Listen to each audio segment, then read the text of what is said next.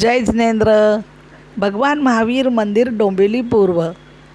आज 2024मधील 4/9/24 आजचा पावन दिवस. षोडशकारण व्रत धारीयांना खूप खूप शुभेच्छा.